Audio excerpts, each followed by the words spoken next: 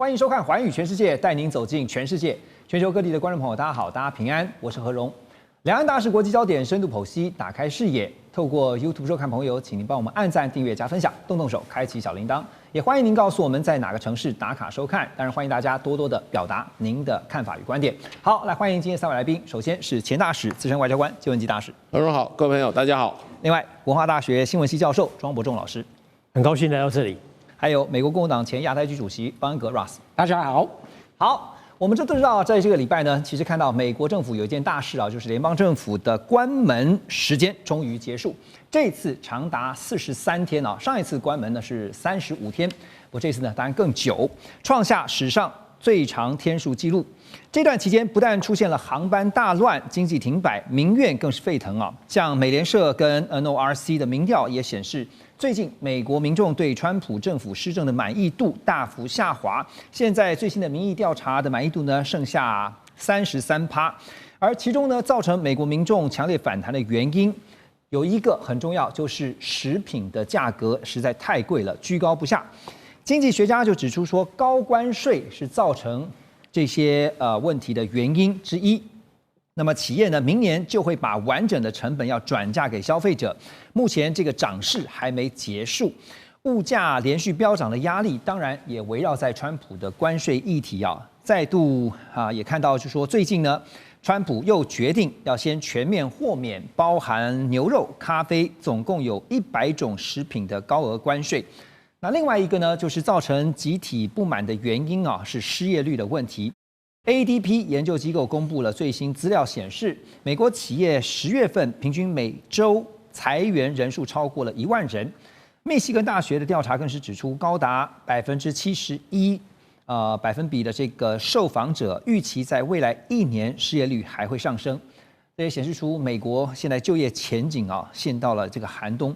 现在包括是公务部门，就公务员呢，跟一般的民间企业都陆续传出大幅裁员的消息。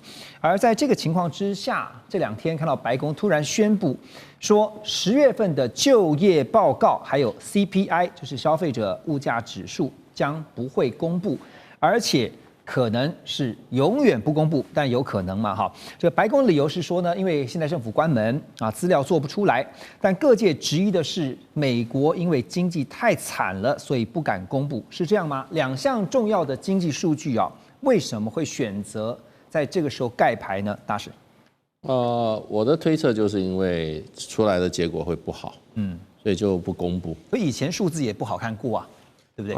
这次可能是连续不好。所以我觉得就是说，这也令我想起来以前那个北洋军阀的故事，知道？北洋军阀他们曾经有一个大军阀去参观学校，看一群女生在打篮球，就看完以后大怒。为什么？他说把那个校长叫来说：“我给你的经费是不够是吧？怎么10个女生在抢一个篮球啊？以后1人发1个篮球。”那川普现在搞法就有点像北洋军阀，你们老是公布对我这个对我不利的数据所以我就把你给废了，你们以后不准公布数据。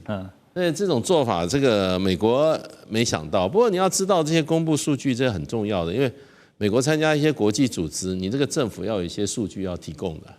对你比如说 IMF、World Bank， 甚至 WTO， 它都需要你这些数据的。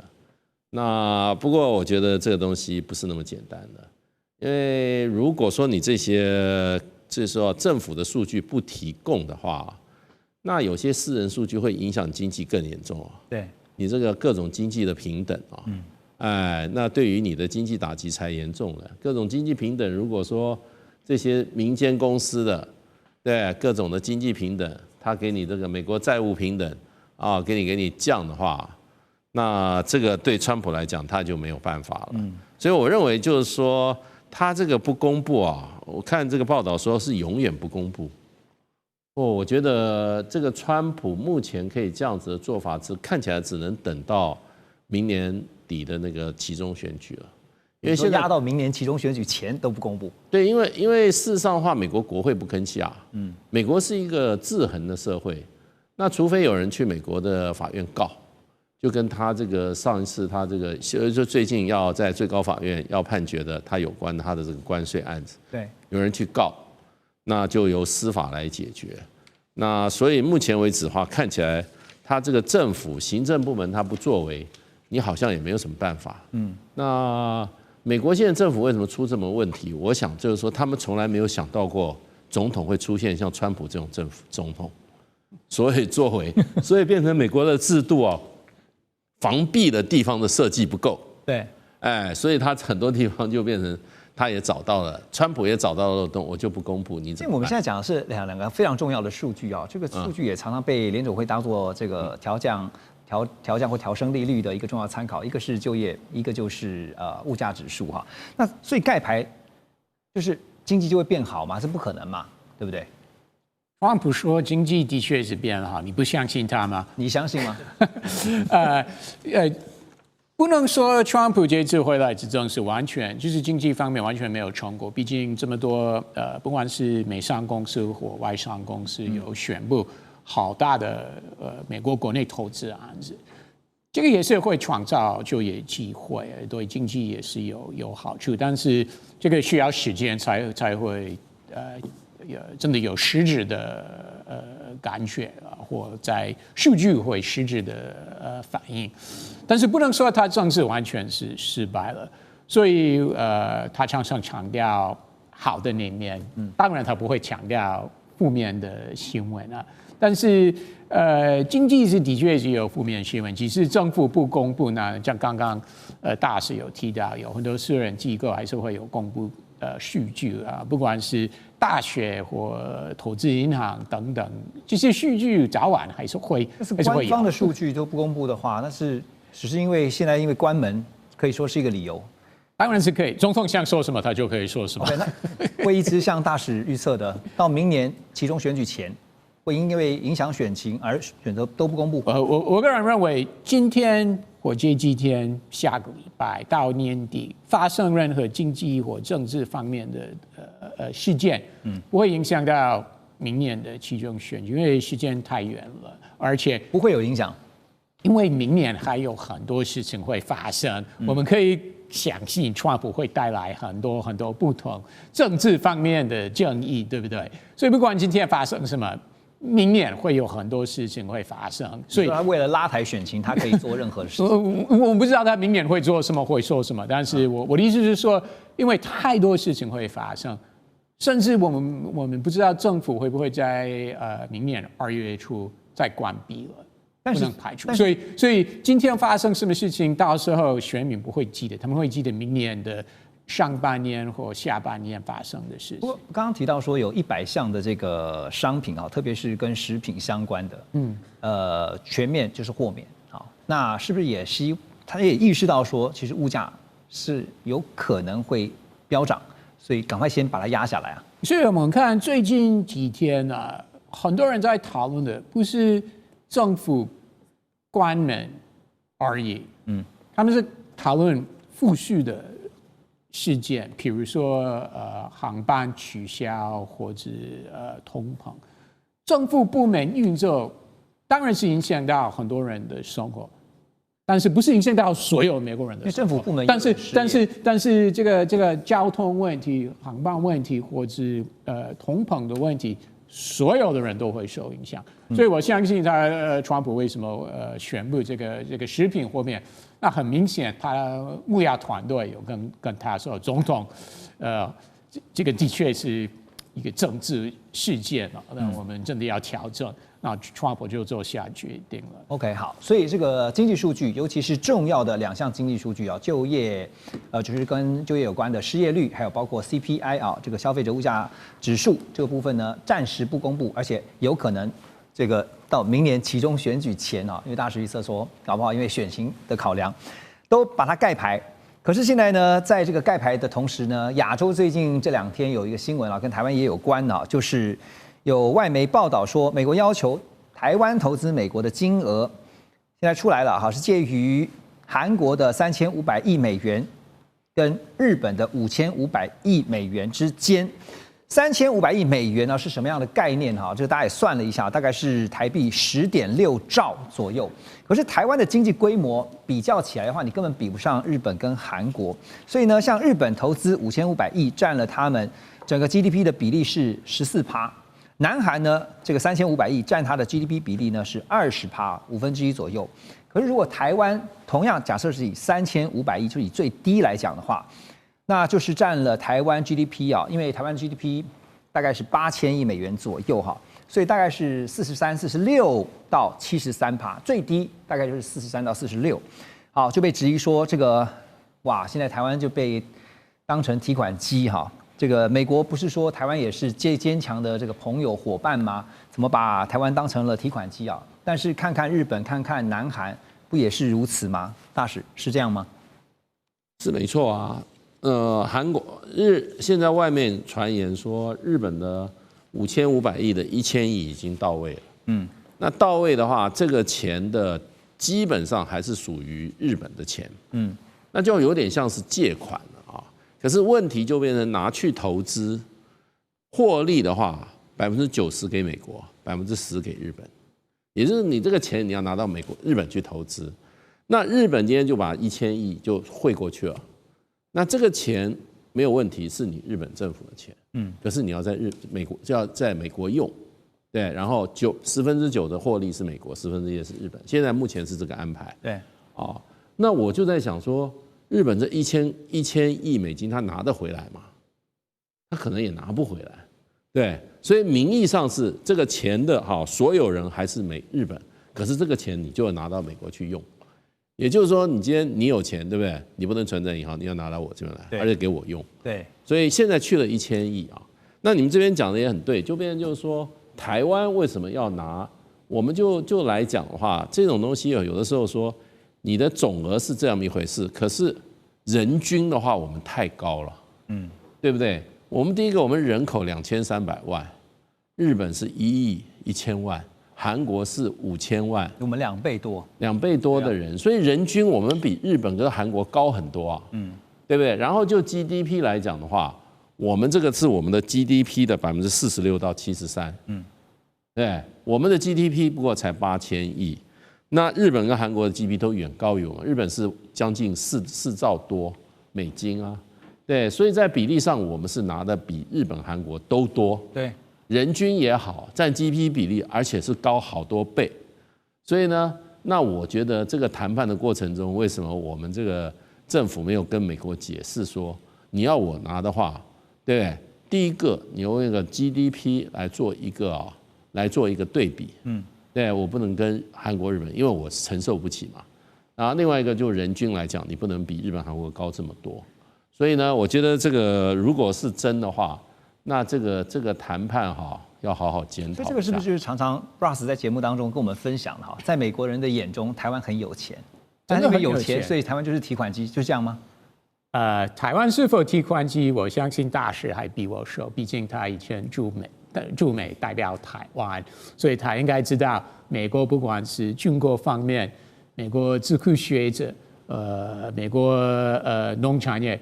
都把台湾当成提款机，大使应该比我熟。你说从以前到现在都是如此？也不是最近才开始，美国从早就认为台湾是很有钱的国家。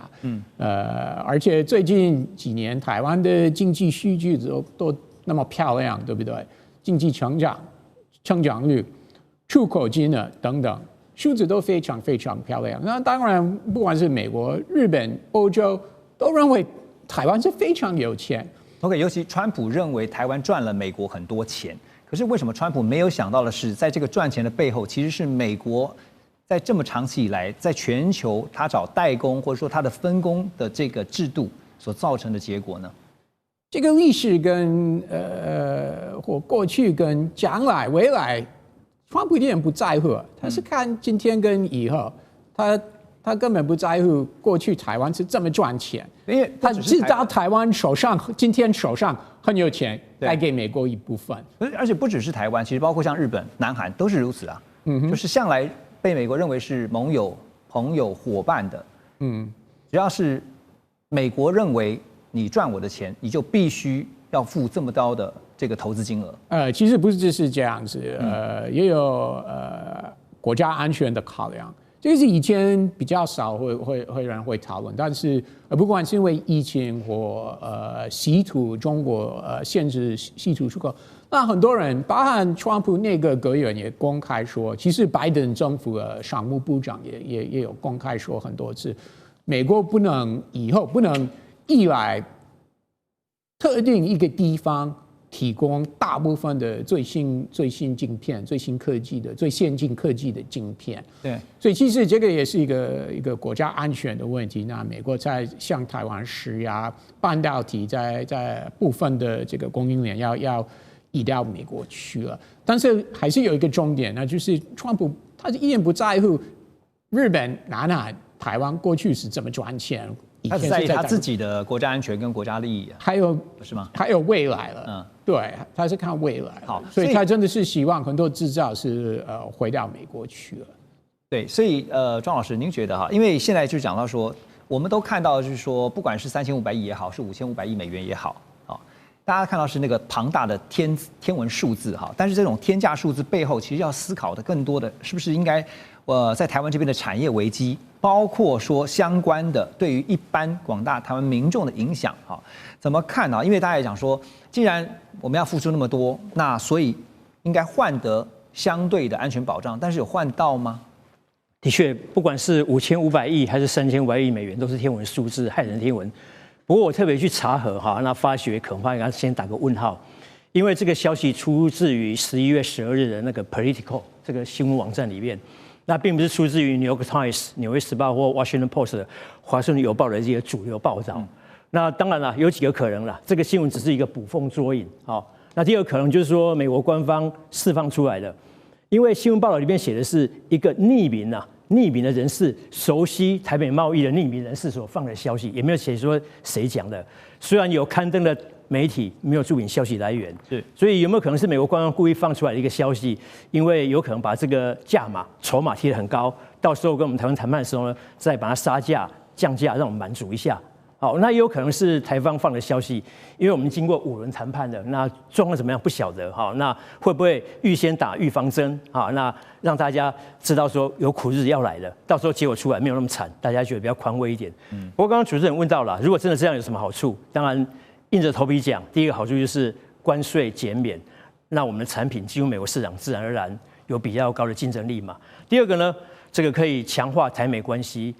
刚刚 Rose 也提到。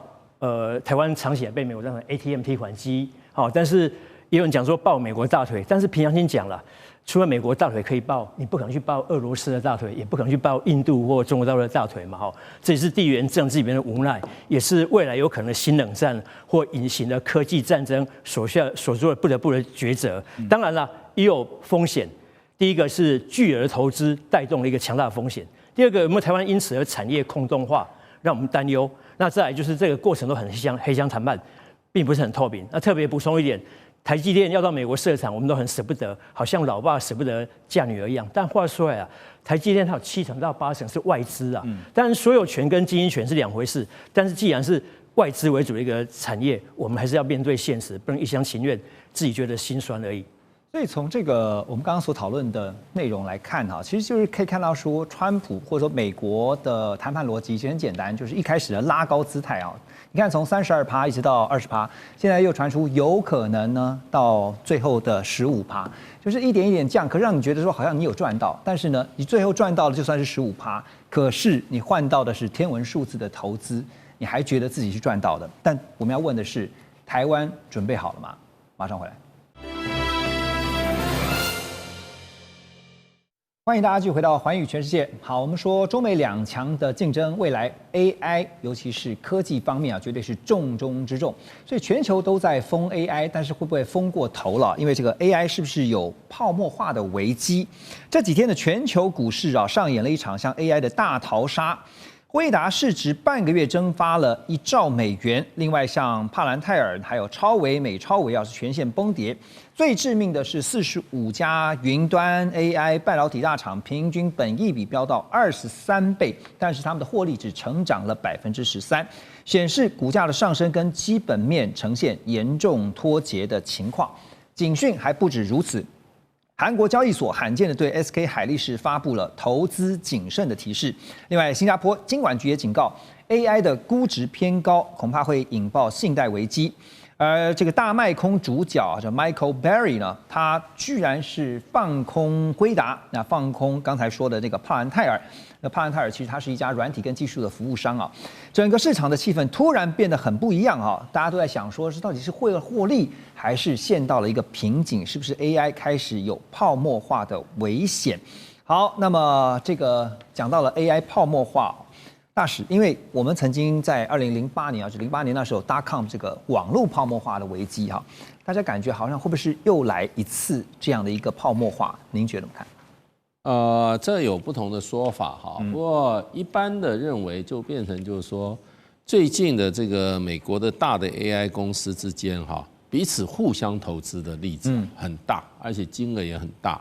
比如说像这个 NVIDIA 跟这个 Mega， 然后最大还有这个 OpenAI， 对，还有这个这几个大的厂里面，甲骨文也是，甲骨文 Oracle 他们彼此互相投资有时候都是3000亿、4000亿美金的这种大的投资，那所以就变成好像看起来并不是市场这个有新的资本进来，而是大公司之间相互的怎么样，互相的投资，那好像有这种制造这一种形象，好像这个这些公司都受到大额的投资，那就有人怀疑他是不是在进行这个股票的这种股价的操纵，那就变成就是说有一点点信心动摇，所以像 Oracle 本来它就是说它的股价在它宣布应该是 NVIDIA 对它投资了3000亿美金的时候它事实上它当天的股价就涨了30%。可是问题后来的几天就一直往下跌，一直往下跌。虽然它有拉起来，可是现在跌回到它在涨价的那个30%，它到回那个水准。那这里面最大的一个大家要怎么讲？大家要怀疑的就变成说，其实 AI 这个产业是不是这么好？就跟 .com 的产业一样是不是跟它当时这个.com 这个整个 bubble 破的之前？大家认为就是 .com business 好像这个市场远景好得不得了，那因为这个是一个新兴产业啦，我认为这是一个新兴产业。是，那你可以看到像黄仁勋这些产业的领军者，他们做出来的预测当然是很这个远景非常好那未来可以创造多少利润，市场有多大然后他们要多少投资多少，画一个饼嘛，画一个饼，因为它是高科技的。那也有不同的科学家在场，有不同的意见啦。他说是好，可是并不是想象的那么大。它的应用范围可能也不是在短暂的时间它可以创出这么大的获利，或者有这么大的市场空间。那这个就是说也有这个说法。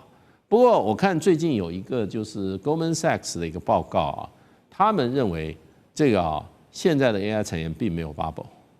他说。为什么呢？他说他去研究了，他认为就是说由这个 Magnificent Seven，也就是 AI 产业里面领军的7个美国的公司，他去调查他们的这个内部的这个所谓的 cash flow 就是说它现金的周转，他发觉还是非常非常的充裕。然后呢，这些公司因为它有很大的现金流。所以他们在进行所谓的自己股票的回购，还有自己股票的这个股利的发送的时候，他说都非常非常的正常，没有任何有这个有 bubble 的迹象，也就是说这个泡沫的迹象。是，所以他们认为这个产业还是充满了活力。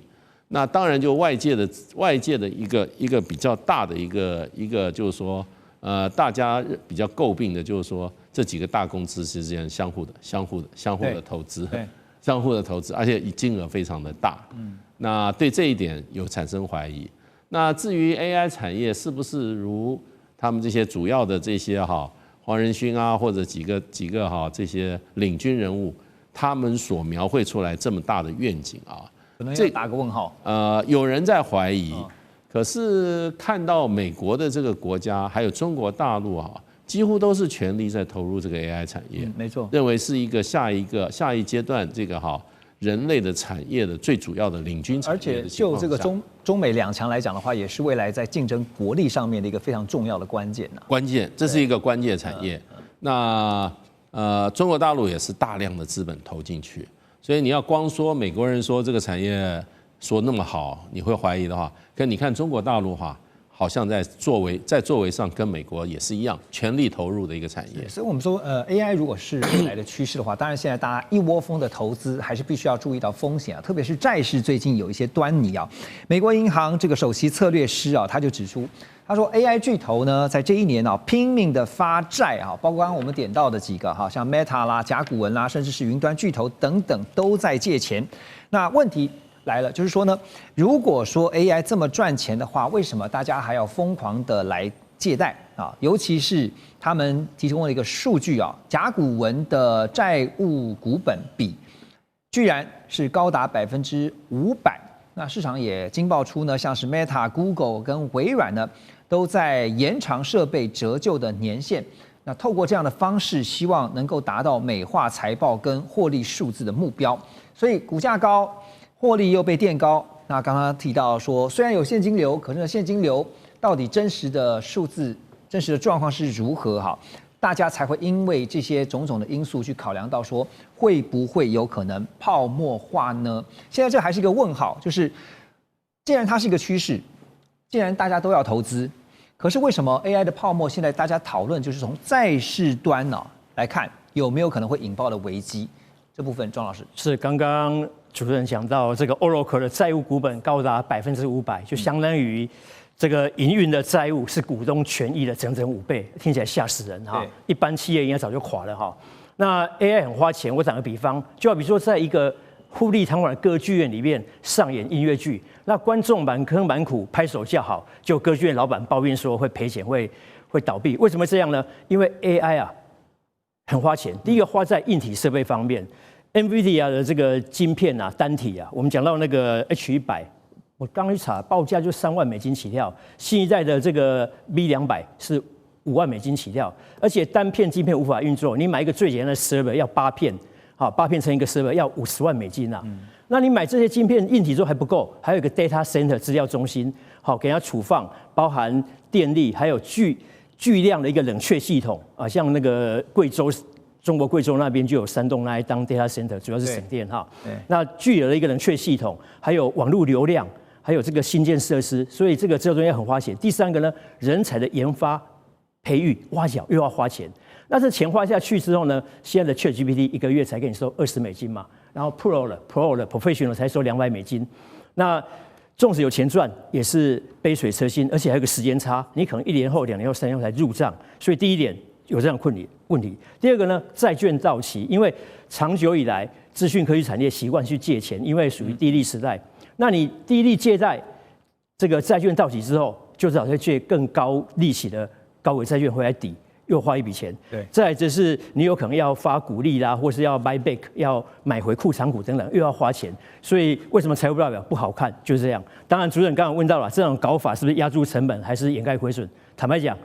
2个都有。我举例哈，一个 server 就是 GPU server， 它可能4-5万美金，折旧是3年，每年摊列成本是5万美元。你把它改成5年，每年摊列3万美元，1年就省了2万美元。财报就好看。对，就好看了。事实上呢，这个都无助于掩盖了这个整个产业的一个研破的状况。那刚刚大使也提到嘛，有没有可能 AI 走在人类需求之前？有可能，因为产业的发展已经走在人类需求之前。那如果未来没有进一步的这个需求达成，投资下去那些就血本无归。对，更可怕的是呢，这个美国方面也有学者呼吁啊，要暂停开发 Super AI， 因为它已经超越人类可以驾驭的范围。如果在缺乏全民共识跟足够伦理规范，可以安心使用之前，还要暂停研发，我想这都是对我们这个产业的一个严格考验。所以是不是有一个关键性的问题，就是说供需的问题啊？是说我做了这么多这个投资，这么大量的投资，但是未来的需求到底有多少？哈，这个你可以想象，如果是制造的人，他当然希望他要去创造那个需求量出来。那当然，这个有一个问题就是说呢，最近在市场上面，大家也说压倒市场的最后一根稻草哈，就是 OpenAI 的执行长 Sam Altman 他就直接警告，他说 AI 革命需要政府补贴，否则是撑不下去的。这番话让大家听了，就有点害怕说，这是不是代表着 AI 商业模式还没有办法自给自足啊？MIT 这个最新研究更指出，95%的这个全球 AI 企业的投资现在是零回报。哇，95%是非常高的。好，更可怕的一种叫做衔尾蛇资本模式啊。这个模式呢，其实就是晶片大厂投资云端公司，云端公司在保证采购晶片 ，AI 公司再回头买云端服务。啊，这个衔尾蛇啊，我给大家看一下，就找这个图，就是呢。它会自己吞噬它自己的尾巴，其实就变成了一个循环了。这也是大家最近常常听到一个，就是永生啊，就是我可以一直不断的去循环。但是这样的一个循环会不会变成一个恶性循环呢？Russ 你怎么看呢？因为95%的 AI 专案现在根据目前的数据是都没有赚钱，然后 OpenAI 今年亏损高达70%的营收哈，所以泡沫化的问题，因为大家就会联想到刚刚讲08年的 .com 的那时候的泡沫。最后生存下来当然有，可是你怎么看？泡沫化不能排除，因为我们过去有经验啊。目前我们不知道以后AI 的功能对不管是对企业界、政府部门或我们个人的消费者会有什么样的真正的影响，或者我们需要买多少的服务。那尤其是我们个人的 individual 的个人消费者，当然有很多 individuals 已经开始使用 AI， 尤其是如果像在社交媒体做影片啊，那很多人已经买 AI 的package 来做影片了。企业界也开始使用，不管是在客户方面或做什么。市场预测等等，那很多大企业已经开始买 AI 的服务，但是真正的用途就跟25年前那个时候网络一样，我们不知道以后5年以后、10年以后会有什么样的用途。这个目前真的是一个大问题。说它未来的应用，对不对？对，应用的范围跟领域。对，但是相关企业还是会继续投资了，即使有泡沫化。部分 AI 公司退场，未来还是继续会存在，而且会有它的成长，跟网络一模一样。网络泡沫化的时候，那过几年就有 Facebook、Amazon、Google、YouTube 等等一些很成功的网络企业出来。对，那 AI 也会一样，就是很难预测。但是至少知道一件事情，就是目前知道一件事情，川普总统不希望在他执政的时候会发生这个泡沫化的情况。所以 Sam Altman OpenAI 执行长这样公开说，我们需要补贴。我相信川普也有听到，他是讲给川普听的。是的，所以将来几年不排除美国国会，尤其是如果是在共和党的两院在共和党的手上，那补贴可能会到位了。而且从中国的角度来看，我也相信中国政府习近平等等也不希望在中国境内 AI 会泡沫化。所以他们也会提供补贴。我刚刚特别点到一个问题，就是说刚刚那个衔尾蛇那样的一个那个循环哈，就是最担心的就是资金断裂的问题。那你刚刚提到了，解方就是政府补贴，是这样吗？是，其他没有办法了。就是我们已经看，不管是美国或者中国、欧洲、日本等等，他们对科技业做政府的补贴投资，对，已经是普遍化了。所以好。所以回到那个资金断裂的，就是要不发生这样的一个危机的话，那只能够政府出手了。我们先休息一下，马上回来。欢迎回来。这个阶段我们还是来关心跟科技相关的议题啊。那是要讲的是全球科技战现在要进到另外一个新的阶段，也就是6G。6G 现在已经不是未来了，而是一个实际在发生的现在进行式。那现在变成了一个新的战略武器。中国大陆官方最近就宣布说，已经完成第一阶段6G 技术的试验，在6G 的这条赛道上面正在遥遥领先。而第一阶段呢，6G 关键技术试验全面完成，包括有300项以上的核心技术储备。另外，在全球呢，中国大陆的6G 专利占比是40.3%，稳居世界第一。还有，在全球第一颗全频段6G 晶片成功的被研制出来，传输的速度呢，是1T 啊，是5G 的100倍。还有一个就是超宽带这个光电融合集成系统也突破了0.5 GHz 到115 GHz 全频段的高速传输。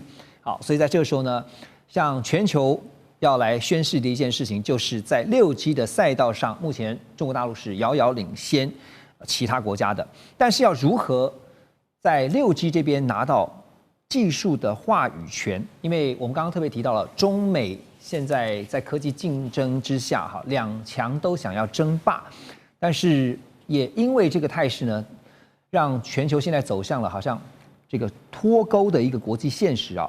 所以中国大陆要如何主导现在在领先的这个6G，甚至变成未来的全球标准呢？大使，您觉得？我觉得这个现在有很多人，这个我看有些机构在预测，将来可能6G会变成2个系统。那因为现在事实上中国大陆是技术领先，因为你将来你要在标准制定有一个标准制定的国际组叫3GPP 哈，这个是标准制定国际组织，他会看你的专利，来从专利这个角度来看。可是现在美国事实上看起来是要结合日本、韩国还有欧盟一起来打造一个自己的这个一个未来的6G 体系。所以我看有一些这个专家已经在预测，将来很可能是2个系统，也不一定。2大系统。哎，对对对。那当然技术上可能是有可能的。那我觉得就是说到最后的话，还是要看你这个产品，你的终端用户对哪一个系统比较满意。哎，那个是会决定你的这个那会决定你这个系统的这个被接受率。那我们现在现在就不能排除这个可能性，就是说可能将来会有2个不同的系统，就真正的是脱钩了。对对对对，因为事实上这个6G它将来的这些应用场域是很多是新的场域，比如说自动驾驶，它是有的时候路况的这些变化，还有就是说立刻这对车子做的反应，它需要高速的这个运算能力。那可是它这个运算能力，它的资讯要能够传输的速度非常快。6G 的话，事实上它是理论上它的这个传输速度可以比5G 大100倍，快100倍。那另外还有就是说这些，比如说将来有远端手术那这些都需要怎么样？都需要高速的这个，就是说非常高度的传输速度。那你知道6G 基本上现在虽然日本韩国欧盟也在研究，可是它一个关键的硬体是低轨卫星系统。它很多将来就变成它是透过低轨卫星来补足的。没有，它基本上它的传输就是低轨卫星。OK， 你直接不是靠基站。你现在5G 都是基站，像我们台湾很多这些大楼上都是基站、基地台，对，基台。那这个机台本身就是一个受限的，它的速度是跟它的量上面本来就跟这个低轨卫星有很大的差距。那现在事实上在布建这个低轨卫星的，美国有这个星链计划，马斯克星链计划，它已经布了很多。另外一方面就是中国大陆现在已经开始布了。它一个卫星上去，有时候一个火箭上去可以布好几十个。那现在也快速正在追赶当中，因为这个商业运作现在看起来是要在2030年就要进入到实际到市场里面来了。对，所以中国大陆事实上的话，这些专利技术还有各方面技术，事实上可以说是领先的。那硬体的话，就将来就是看你这个你这个低轨卫星是不是很快可以布建起来？对，那让它发挥功能，主要它是这个传输的量跟速度都远大于目前的5G。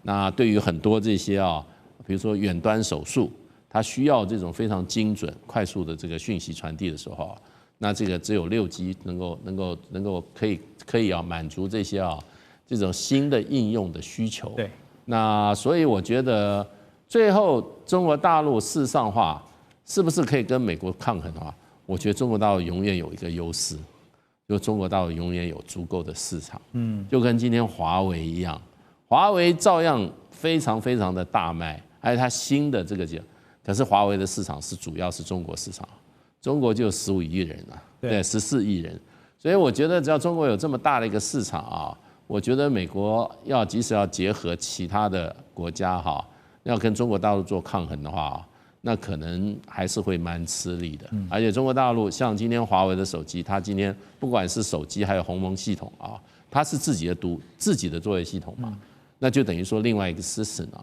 它现在已经在东南亚，那么再走这些中东国家，再往非洲国家，也在往这些市场不断的扩大。所以这个就最后就要看你的系统好还是别的系统好。对，而且我记得去年还是前年嘛，就是说已经强调是华为的手机已经可以跟卫星的讯号做互通。那明年的话，美国手机据说苹果也开始要推出有这个卫星服务的。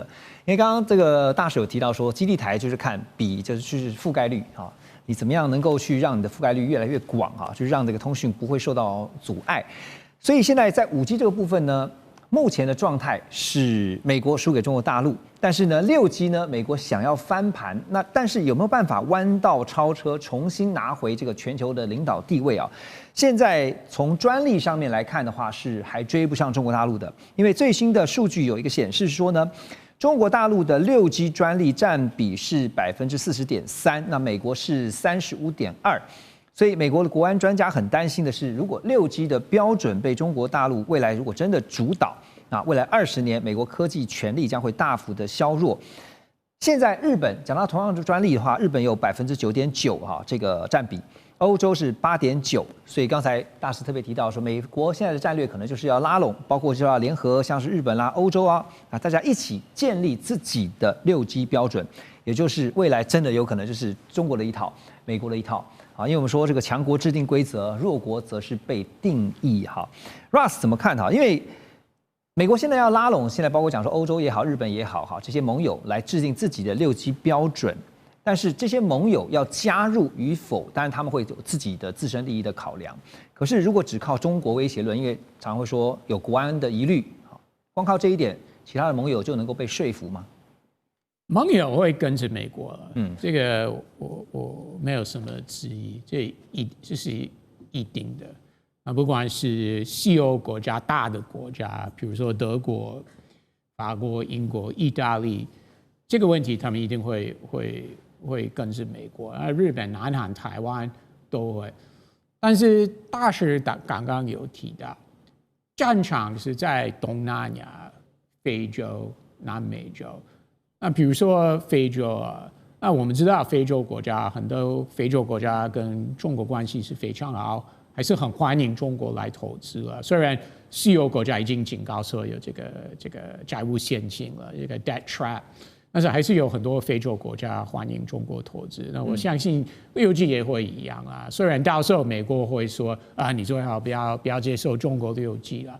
还是会有一些国家，而且目前非洲国家，如果跟以前相比的话，经济真的是转好了。那很多人是看好非洲的将来经济成长，所以到时候他们一定会想装6G 的设备啊。那他们到时候会有选择，可以选美式，也可以选中式啊。部分国家还是会认为说未来就是变成2大阵营，一定会2大标准，一定会。OK， 对，这个是不能避免的。对，美国会退让吗？不可能啊，中国也不可能啊。好，对不对？这个结论就是未来我们都得习惯要用2套不同的6G 的标准啊。但是在6G 之前呢，当然现在大家用的是5G 哈。这个在欧洲现在最矛盾的就是在5G 这个部分要怎么处理啊？因为丹麦顾问机构先前有一个统计，就是欧洲国家对于中国大陆的5G 设备的依赖度是非常非常惊人的啊。像是塞浦路斯呢，他们用中国大陆的5G 设备呢，这个比例高达100%啊。挪威超过70%，奥地利在60%以上。德国也将近60%啊，这个英国呢也有41%。那牛津经济研究所也估算呢，如果真的未来你先要用美国的以美国为主的这个系统啊，全面禁用华为，全球 GDP 到2035年将会减少1055亿美元，其中光是美国自己就会损失358亿美元哦。而德国总理梅尔茨最近他的喊话呢，他说6G 网络不能用中国大陆的零件，要摆脱依赖。我们常常在节目当中讲说，你依赖久了，你要摆脱真的容易吗？啊，更有趣的是说呢，他说同样他们也要摆脱美国的依赖哈，可是欧洲自己做得到自给自足吗？所以欧洲现在喊归喊，可是他真正的实力到底有吗？庄老师，这个封杀华为、全面脱钩，如果是20-30年前欧洲讲这句话，应该还有人要信了。不要忘了那时候还有瑞典的 Sony Ericsson，还有芬兰 Nokia 是我们行动通讯业的霸主，当时也制定一些标准，而且占据很多市场。但现在呢，这2家公司已经奄奄一息啊，这个营业额很低，而且这个市场日益萎缩，根本没有叫板的实力。特别刚刚主任提到6G 的专利啊，中国占了45%，美国30%，日本10%，对，剩下的45%里面，欧洲勉强占不到9%，那当然还有一些是南韩、新加坡、台湾的哈。这样子的话，你要如何叫板？特别是你又宣称要跟中国脱钩，那另外一方面又要跟不依赖美国，那不是自寻死路吗？当然，刚刚 Rose 有提到一点，就是说，因为所谓的长久以来的这个盟邦关系，不管是 NATO 北大西洋公约组织，或者是大西洋联盟，因为长久欧洲国家是跟美国结盟的，那个意识形态还有民主价值是一致的。更何况6G 虽然专利美国输给中国，但是那些技术标准还有一些规格还是美国在主导。所以如果真的要选边站，应该会还是靠向美国。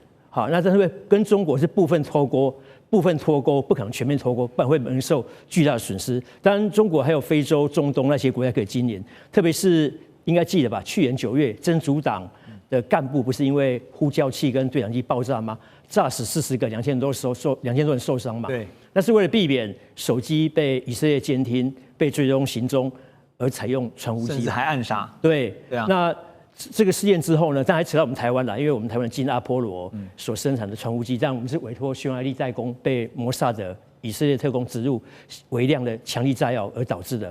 后来我看到社群媒体一个消息啊，这个中东国家那些啊，现在改用华为，因为用华为比较安心啊，不可能这种比较安全了。对，不可能这种事情再被暗杀了嘛。不管华为、中兴或欧宝，也不可能再被暗杀了嘛。所以那边也是它可以经营的市场。所以未来这场这个抗争还是有的持续，有戏好看。而且也有一个疑虑，就是选美国的应该会比较贵吧？当然，成本就是一个非常大的问题啊。但是在国家安全的这个大帽子底下呢，到时候会不会不计代价，恐怕值得观察。马上回来。欢迎回来，寰宇全世界。这一段我们把焦点转到俄乌的战场啊。最近在俄乌的前线啊，不是用僵持这2个字可以形容啊，而是前线不但崩溃，后方也出现了腐败，政局动摇。最新的就是俄罗斯呢，他们一次出动430架的无人机，大规模的夜袭基辅，甚至有无人机直接冲入这个公寓大楼啊，造成了至少6人死亡。但是呢，在前线的部分呢，红军城的战线现在被大家所关注，就是会不会被攻陷？因为呢，之前我们也讨论到说有被渗透，那现在俄罗斯的军队呢，从北从南2面推进，用口袋战术，乌军在城内完全被封锁。基辅市长也亲口承认说，目前危急状态到必须把征兵的年龄下修到22岁。代表连大学生都必须要上战场了。好，那现在在乌军缺兵溃败的同时啊，俄罗斯现在还有一支秘密猎杀部队，叫做 Rubicon 啊。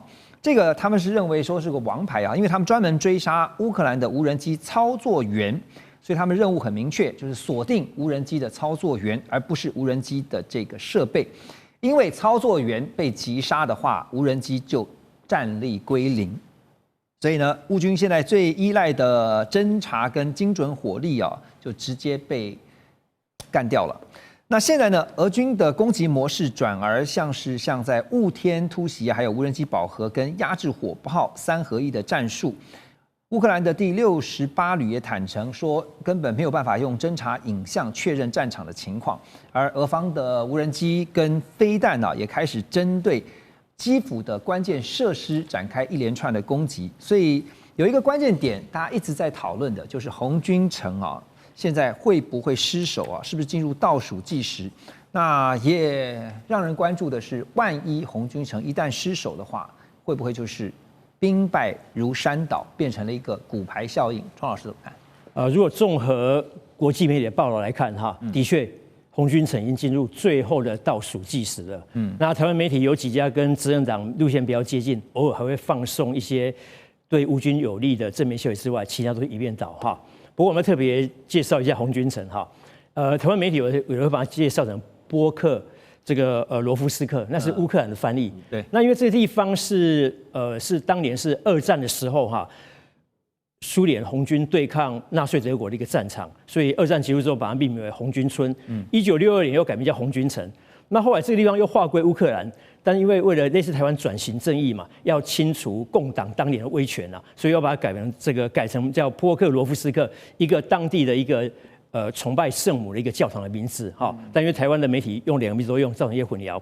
那么这个地方呢，我查过了，只有30平方公里，人口6万，但却是呢一个顿巴斯的一个重要门户哈。那它在这个当地是一个交通节点，也是一个后勤的枢纽。特别是泽连斯基呢，曾经多次前往这个地方来宣慰乌军，还这边打卡拍照，所以象征意义很大。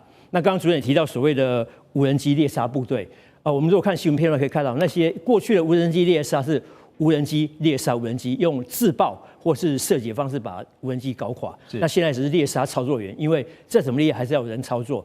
你可以看到俄罗斯的这个猎杀无人机的那些无人机哈，它本身有非常长的天线，可以侦测到电子讯号，然后对操作员产生攻击，所以战果非常显著，让这个乌克兰增援一波一波又被打退。当然特别提到，如果这个地方沦陷哈，会不会造成骨牌效应？坦白讲，因为乌克兰有足够的战略纵深，而且在红军城周遭也有层层的阵地防守，是不可能长驱直入，这个一马平川，马上攻下乌克兰大片土地。但是有政治的意义。第一点，因为俄罗斯毕竟被制裁了几千项嘛，那如果说能够拿下红军城，这个意义就代表我还是一尾活龙，我还有足够的实力，对于国内的宣传很有帮助。对乌克兰来讲会很大的压力，因为这是一个重镇已经丢失了，对民心士气会很大的打击。对于美国跟欧洲列强来讲，会是一记当头棒喝，因为他们全力支援的红军城，最后还是沦为俄罗斯的这个囊中物，所以政治意义会大于军事的意义。对，外界现在普遍的看法就是只是时间问题啊，就是说但是在战场我们看到是有猛烈的炮火，可是在乌克兰你说后方呢却是有不断的失火啊，怎么说？因为呢像是刚刚提到说，像基辅市长说呢，现在征兵的年龄必须往下修啊，连22岁可能都必须达到征兵的标准。那前线呢经不起长期的消耗，现在就是没有兵了，那怎么办呢？只能把这个征兵的年龄往下一直调整。另外就是说，为什么是说后方失火？是因为最近传出了贪腐事件，这个泽连斯基呢最信任的2位官员啊，司法部长跟能源部长。在这个时候传出重大的贪污案，涉案的金额高达了30亿台币啊，折合台币是30亿这么多，而且2个人现在据传是这个报道说呢是潜逃到海外去，原本呢这个打这场战争已经非常艰难了，但现在呢又传出这个重大弊案，所以这2天也看到欧洲有很多国家领导人也纷纷希望泽连斯基能够向外界说明。第一个后续的处置，第二个呢，怎么会发生这种事情啊？但也有一说是怎么会这么巧啊？在这个时候呢，是不是背后有一种力量是要来推倒这个泽连斯基啊？这个部分我想先请教大使的看法。对这个时间上哈，是我一看了我也觉得很怀疑，因为这个案子已经调查1年半了，那这个案子的调查机构它是这个反贪腐的机构，它是一个独立机构。而且有2个独立机构，它不是泽伦斯基政府所能管辖的，所以是独立调查。那这个案子查了1年半，突然在这个时候那么破案，然后金额非常的大，而且我觉得泽伦斯基这个直指泽伦斯基，为什么？首要嫌犯是泽伦斯基的亲信，而且是他从政以前的生意伙伴。那个泽伦斯基他在这个没有当总统从政前，他是影艺界人士嘛，所以他这个首要嫌犯是他以前跟他成立这个影视公司的负责人，是他的生意上最密切的。那矛头就很清楚了。对，所以基本上就变成现在这个泽伦斯基应该是深陷一次政治的这个一次这个所谓的一个大地震的前夕啦。那为什么这个时机？那就不晓得，因为你要知道，就川普总统来讲的话，泽伦斯基是很不合作的一个总统。一定要坚持要打，一定要坚持啊！打到现在，红军城也快垮了，对不对？那斯拉夫扬斯克现在也岌岌可危。那么刚刚我看那个俄罗斯的卫星通讯社，他说他们在扎波罗热又攻下一个村庄。所以就变成就是说，现在军事岌岌可危。你如果这个连续的话，现在固有的防线都被攻破的话，那这个战争的话，那就可能就变成不是西方国家所愿意看到了。对，那就变成你这样输战就输了啊。那所以我觉得这个时候，这个突然的这个弊案被这个揭发，那么我认为不是那么简单。对，那现在就变成是不是？那么泽伦斯基要引咎辞职，或者说呢？他被迫辞职，那我觉得都有可能发生。那当然，他如果辞职下来，新的领导人的话，那应该是，我觉得应该是西方国家比较愿意见到的领导人。因为现在如果再让泽伦斯这种主战派的人永远打下去的话，那又打不赢，又节节败退的话，那么哈尔科夫也被拿下来，然后这个第聂伯河西岸的部分也被占下来的话，那这个我觉得西方尤其欧洲国家的话会震动。那如果弹劾的话，现在看起来的话，那普丁当时要讲的就是说他要整个顿内刺客。那看起来条件还比这个俄军再继续往西打是比较好的。所以照大使所说，不管是弹劾也好，辞职也好，泽伦斯基有可能下来吗？我从早就说，泽伦斯基有2个选择，一个是继续打，尤其是欧洲国家在背后还支持他，所以这部分我跟大使有点不同意见嘛。我觉得到目前为止，主要西欧国家，法国、德国、英国、意大利还是愿意继续支持，所以他们需要泽伦斯基在这个位置上面，所以希望他继续啊。对，那美国川普态度是非常明确，他觉得Zelensky 该接受将来部分国土是由俄军继续占领，这是川普的和平方案、停火的方案就是这样。但是目前 Zelensky 不接受，所以 Zelensky 有2个选择：继续打或是下台，因为不会办选举。只要他们继续在这个戒严的状态当中，不会办选举。所以 Zelensky 有一个选择：主动下台。让下一个总统决定接受川普的条件。但是如果继续打的话，对于整个战局是没有办法扭转的，因为现在整个我们讲说已经很久没有，对啊，是不可能整个逆转了嘛，绝对不可能了嘛。所以那你说他现在要处理说包括贪腐的，我刚刚讲说是不是背后有一种力量？其实在这时候去创造一个他正好可以下来的一个时机。背后的力量有两种可能，一个是内部。有人认为我们该弹劾，就是乌克兰内部，就是由内发动的。对，那另外一种可能是美国了，因为我真的认为西欧国家还是很支持Zelensky继续打，对，所以两种可能是内部或美国。美国的几率比较高吗？我没有下到消息，我怎么知道？OK， 好，所以那你觉得接下来随着就是我们刚刚讲说军事据点，像是红军城，只是时间问题，它迟早是守不住的。那接下来就看泽伦斯基怎么做啊。但是问题是，泽伦斯基在这个时候下来，跟他再缓一点时间再宣布辞职，这中间有差别吗？其实是没有差别，是啊，没有差别。但是至少俄罗斯会继续打，然后会是攻打基辅，会继续在乌克兰东部多拿一点领土。其实，在今年2025年快结束了，今年俄罗斯有拿到的乌克兰领土有扩大，但是其实是一点点，没有很多，但是还是有在战场上。俄罗斯还是有这个优势，所以如果继续打的话，俄罗斯的确会多拿一点乌克兰领土。那也就是说，乌克兰能够谈的筹码就越来越少了嘛。就虽然说不是，但是问题是欧洲国家还继续支持了。